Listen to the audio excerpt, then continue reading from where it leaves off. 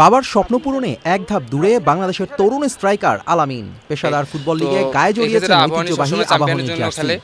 নতুন মৌসুমের দলবদলে police FC থেকে আকাশী নীল শিবিরে যোগ দিয়েছেন তিনি।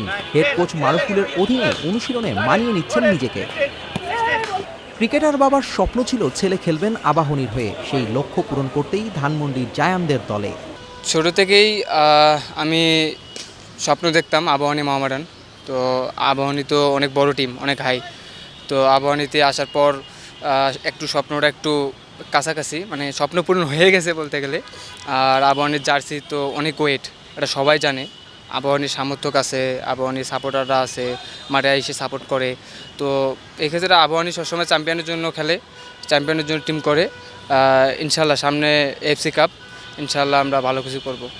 বান্ডেল থাকলে প্রতি সেনমানিতে টাকা বাঁচবে। বিকাশ সেনমানি বান্ডেল কিনে জিতুন প্রতি লেনদেনে।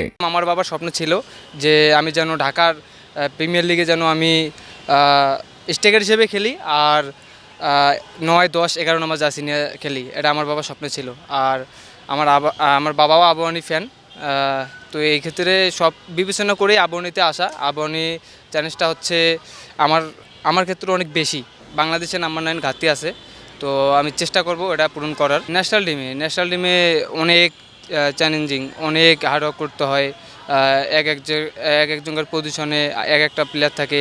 কীভাবে আমি বেস্ট 11-এ খেলবো, কীভাবে আমি টিমে ঢুকবো, এগুলাই অনেক হার্ডওয়ার্ক করতে হয় ন্যাশনাল টিমে প্রেশার বেশি। পারফরমেন্স দিয়ে জাতীয় দলের কোচ হাভিয়ের ক্যাব্রেরার নজরে পড়েছিলেন আলামিন। লাল সবুজের জার্সিতে খেলেছেন 2 ম্যাচও। 12ই আগস্ট এফসি চ্যালেঞ্জ কাপের ম্যাচ দিয়ে আবাহনীর জার্সিতে অভিষেকের অপেক্ষায় আলামিন।